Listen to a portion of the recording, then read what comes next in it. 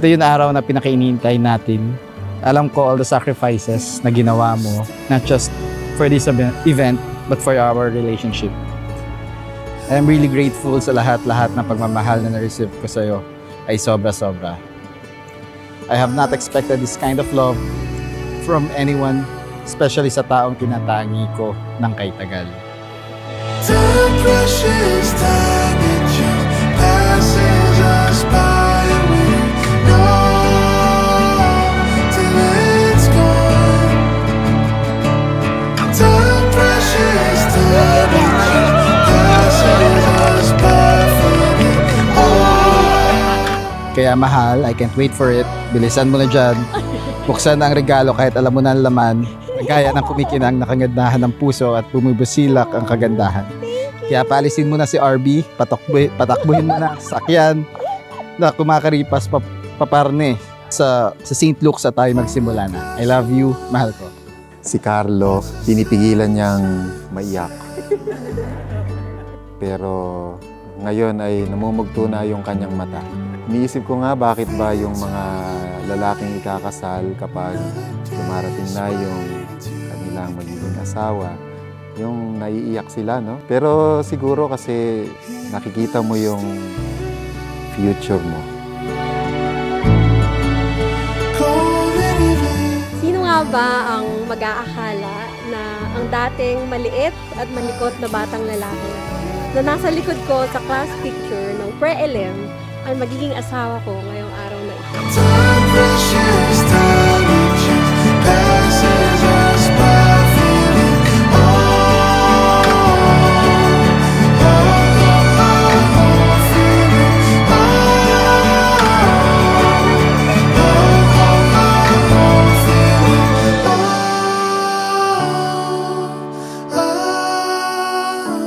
Carlo, bukal ba sa iyong loob ang iyong pagparito upang makaisang dibdib si Sairi na iyong pakamamahalin at paglilingkuran habang buhay?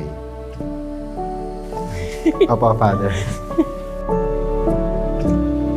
Tandang-tanda ko pa din, nung grade 5 tayo, nung sinabi mo sa akin na crush mo ko. Inis na inis ako. Kasi sinabi mo sa harap ng classmates natin. Ayoko naman sa'yo nun. Tapos, third year tayo. Iba ina-expect kong maging ka-first dance ng JS Prom. Pero ikaw yung unang lumapit. Pagka-graduate ng high school, nag-move kami dito sa New Zealand. At hindi naging hadlang ang distansya sa kwento natin na ito. Dahil ito ang gusto ng Diyos. It's obvious, it's meant to be. Don't have to try, it comes naturally. There's just no denying when stars align, perfect harmony. Turns out it's better than make-believe, but I don't need to write it.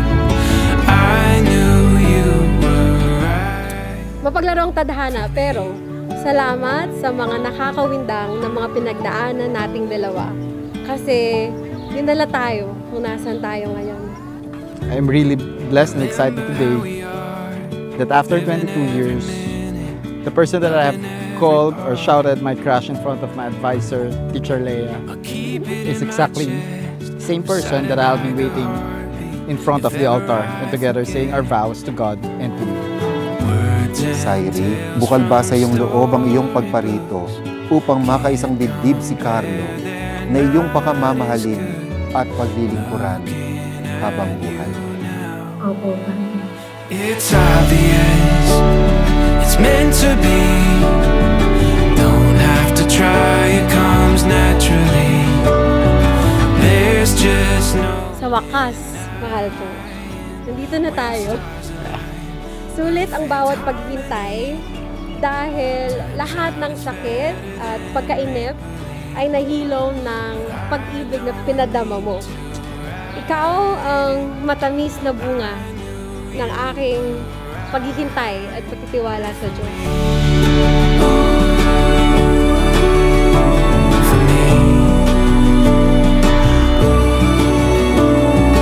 There's just no denying. I knew you were right for me. For me. I don't need to write it. I knew you were right for me. Ngayong araw na ito, madadagdagan ng bagong kabanata ang ating kwento.